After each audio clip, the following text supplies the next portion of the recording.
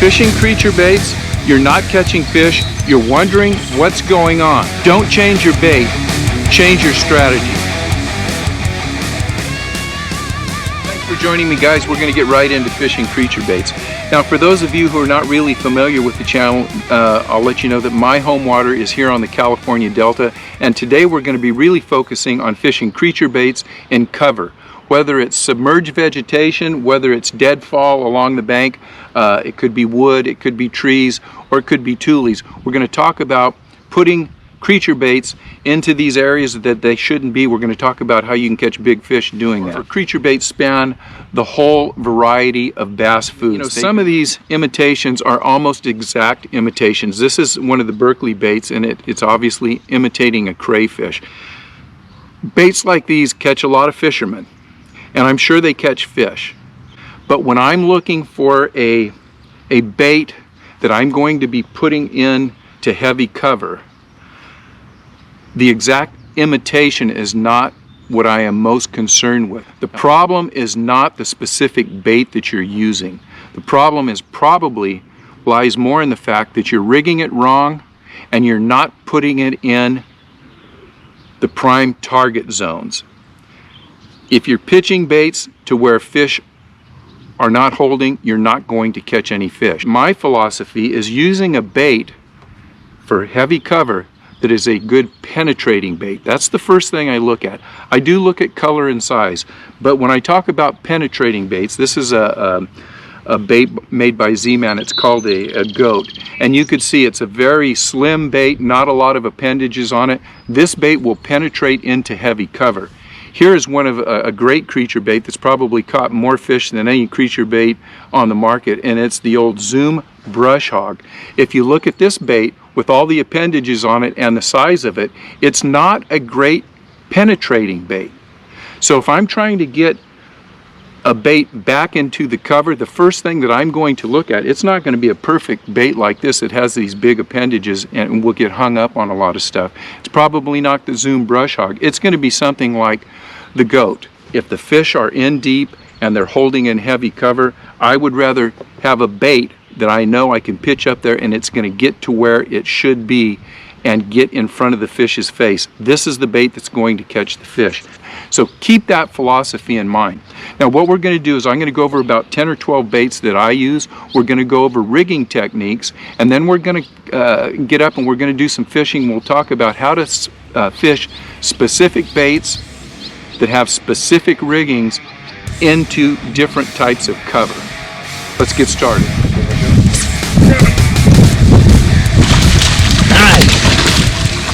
I hope you're enjoying the video so far, but I underestimated the amount of information that I'd like to share with you. So I'm going to cut this video into two sections. The first part will be about a 15-minute video, and the second part will be another 15-minute video. In this first video, we'll go over the baits and the riggings. The second video, which will be coming out next Tuesday at the regular time, about 4:30, I will go with these same baits and these same rigs, and we'll talk about how exactly to fish each one of these rigs, each one of these baits in specific situations. So stick with me on this video. It's going to be real important that you have the information that I'll be sharing with you today for next week's video. Let's get back into this week's video.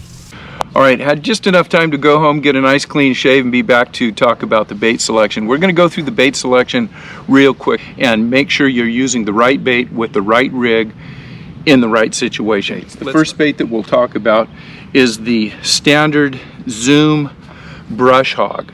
This bait has probably accounted for more fish than any creature bait in the history of creature baits. It's a great bait. They make them in about 4 sizes. This is the standard size. They have a mid-size, which is a little smaller, and then they have a baby brush hog. Now, you'll notice lots of appendages on these baits. A pretty good sized bait. I think this is a 4.5-inch bait. It does not penetrate heavy cover very well, especially if you're talking about trying to get it in through tules and trees. My favorite size is the mid-size or even the baby brush hog. And we'll talk about how we can rig these up to make them a little more penetrable. That's not the word. We'll talk a little bit about how you can rig those to make them penetrate heavy cover when we get into the rigging section. Anytime that I can put a brush hog on and get it to the place where I think the fish are, this is one of the first baits that's coming out of my box. Next bait we'll talk about is Reaction Innovations. This is the Kinky Beaver. As you can see, longer, thinner. The appendages aren't quite as flappy, whatever you want to call them. This is going to start to penetrate through cover a little bit better. Next, we'll talk about the Reaction Innovations Man, Bear, Pig. And again, even a little thinner than the Kinky Beaver. The appendages are very small on it, and this will start to slither through surface vegetation. It'll actually punch through a lot of tule and things like that. We're starting to get into some baits that I'll call penetrating baits. That's the Man, Bear, Pig. Next, we're going to stay with Reaction Innovations, and this is just your standard Sweet Beaver. One of the greatest punching baits ever made, and when we are talking about, when we get into the rigging, we're going to talk about punching, because, you know, this isn't a punching video, but when you're using creature baits and you're using them in heavy cover, especially if there's heavy surface vegetation, you simply have to punch these baits in. So this is the Sweet Beaver. The next we'll go with the missile baits, D-Bomb, another just standard, especially out here on the California Delta. Very thin bait. The appendages really slip through and slide through a lot of surface vegetation. This is a good penetrating bait. We're going to go next with the Net Paca Slim, and now we're starting to get into, this one's got its, oh no, we got two tails on it. This one starts to get into a real crayfish type of imitation. One thing that I don't like about these big style appendages like this, if they happen to land on a tule or something, these things will just hold up, and they'll just hold like this. It's amazing how much weight it takes to pull these things down sometimes. So that's the Paca Slim. The Berkeley Pit Boss, a little smaller than the Paca Slim. The appendages aren't as big, and if you're having trouble getting this guy in, then you can go to a little smaller bait like this. Well, this one's got one of the appendages off, but you guys know what I'm talking about. These are all pretty standard baits. Now we're going to go over to the other side of the aisle, and we'll get into kind of a whole different variety of creature baits. And the first thing I'll talk about is a Zoom Horny Toad. Is this a creature bait? No, it's meant to look like a little tadpole or something, but you know, like I said, creature baits span the whole variety of what bass eats. Some things could look like maybe little birds. They can look like bluegill. They can look like pollywogs, tadpoles, lizards, whatever it is. I consider this a creature bait. This is a great creature bait to use around cover. It's got these little appendages on it that slip and slide through surface vegetation, and it'll also punch through tules and things like that. The next one we'll go into is a Z-Man Goat, and I'll hold this up because a lot of you guys may not be using this lure. This is one that I've really caught a lot of fish on this year, and I want to talk about it. We'll talk about it in the rigging a little bit. This is a great bait. Thin bait, very few appendages on them. Tough Z-Man plastic. You can catch a lot of fish on these, and this is one, if you don't have, you might want to check these out. It's called a Goat. Let's try to pop a bait way in that back hole. There it is. Next we're going to go into, and I'm going to have to read this one because I mispronounce it all the time. It's the Yamamoto Yamatanuki. Doesn't look like much, but a really great bait, and this is kind of a whole style of bait. And I want to show you a couple other styles of this, I'll say, genre of bait. We'll talk a little bit about the baits themselves before we get into rigging. We got a Depths Cover Scat. Not looking like much, is it? We also have a Fish Arrow Heavy Poop. Again, not looking a whole lot like anything. And I can't make these names up. This is it. The Heavy Poop and the Cover Scat. But we've got three of these baits that really don't look like a whole lot. But boy, do these baits penetrate into places that no other baits can get into. I know they don't look like much, but don't neglect having a few of these oddball kind of baits on your deck, especially this Yamamoto Yamatanuki. We got to get the baits where the fish are, and these things get to where the fish are.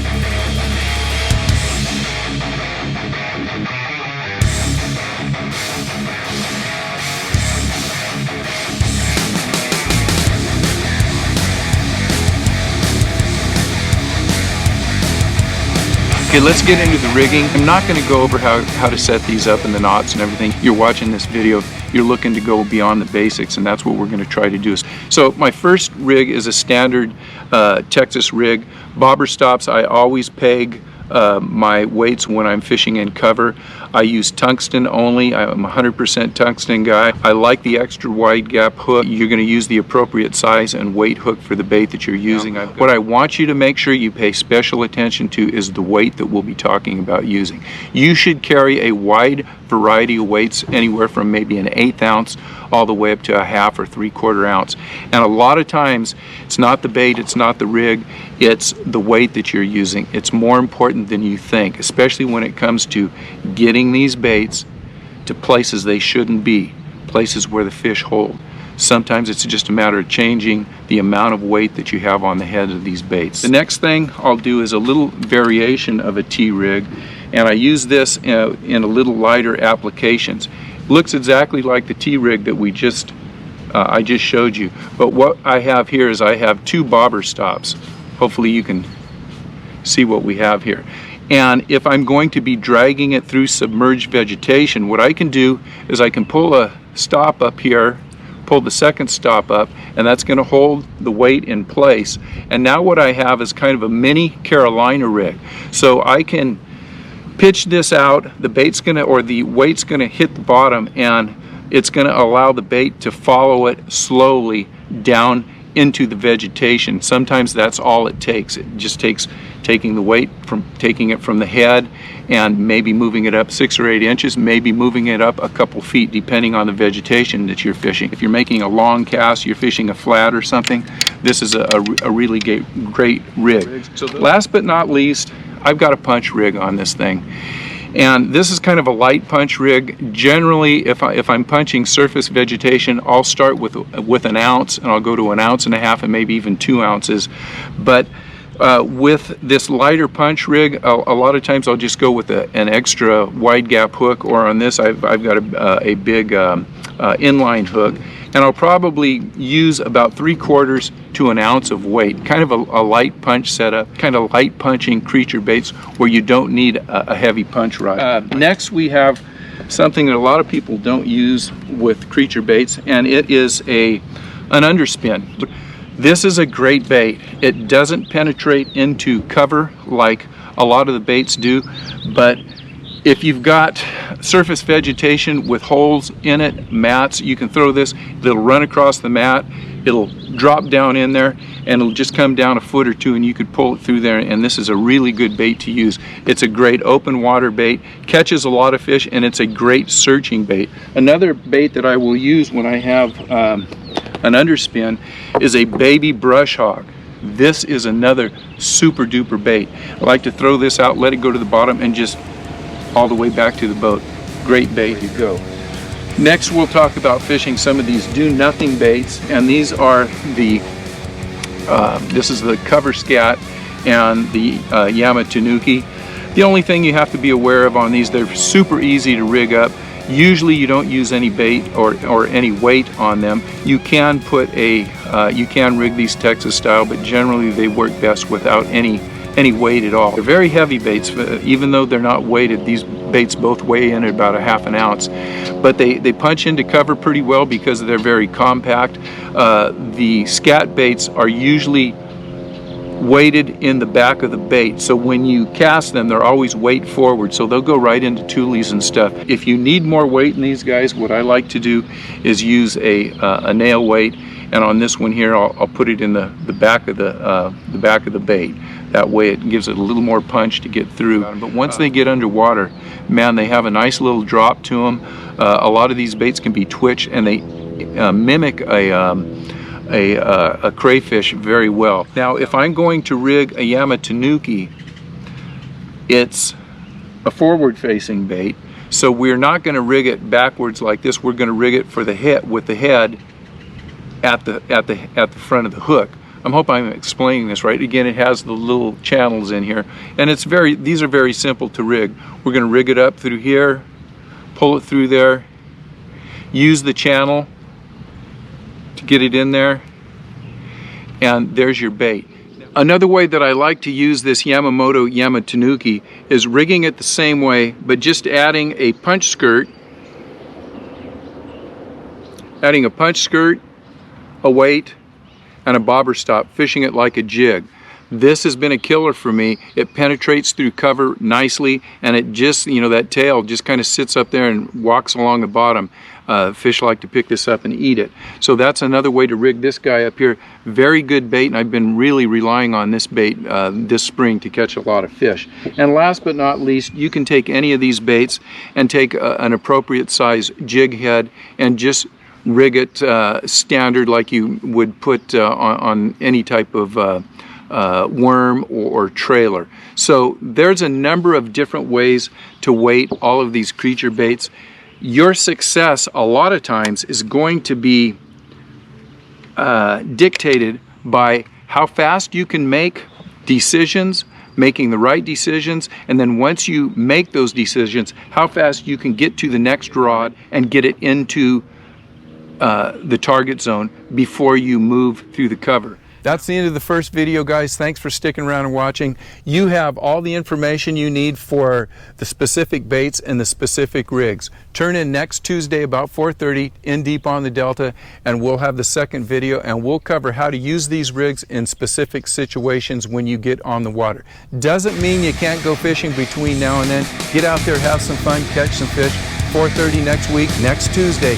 Tune in to In Deep on the Delta, and we're going to go over how you can really up your game when it comes to creature bait fishing. Good luck.